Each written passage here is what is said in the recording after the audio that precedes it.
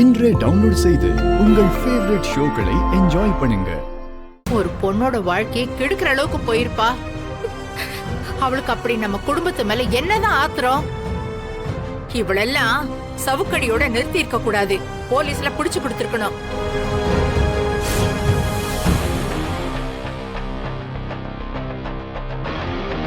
பாத்தியாடி, உன் அப்பா ஊர்ல இல்லைனாலும் தான் பொண்ணுக்கு ஒரு அக்கிரமம் நடந்ததுன்னு உடனே பொறுக்க முடியாம தலைமறைவா இருந்தவனையே சபையில கொண்டு வந்து நிறுத்திட்டான். பாத்தியா, இதுதான் புள்ள பாசங்கிறது.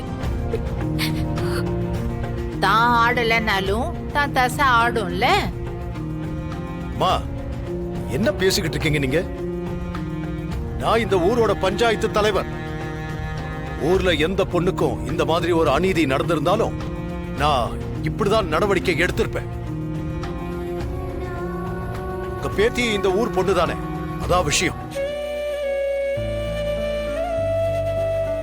குப்புற விழுந்தாலும் மீசையில மண்ணு ஓட்டலன்னு இன்னும் எத்தனை நாளைக்கு தான் இப்படியே சொல்லிட்டு இருக்க போறியோ? ஏன், உன் பொண்ணுக்காக தான் செஞ்சேன்னு சொன்னா உன் கௌரவம் குறைஞ்சிடுமா என்ன? ஏன் பொண்ணா? அப்படி ஒரு உணர்வு இருந்திருந்தா அப்பம் பேச்ச மீறிட்டு அவன் கூட தான் வாழணும்னு வீட்டை விட்டு போயிருப்பாளா? ஏன் பேச்ச கேட்டிருந்தா ஒரு நல்ல வசதியான பையனா பார்த்து கல்யாணம் பண்ணி வச்சிருப்பேன். அவன் இவ கூடவே இருந்து நல்லபடியா குடும்பம் நடத்திருப்பான்.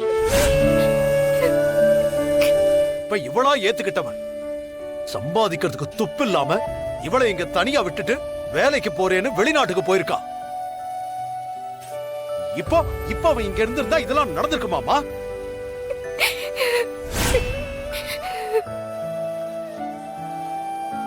புருஷங்கிறவன் கட்டுனவ கூடவே இருந்து அவளை கண்ணும் கருத்துமா பாத்துக்கணும். இப்படி தனியா விட்டுட்டு போக கூடாது.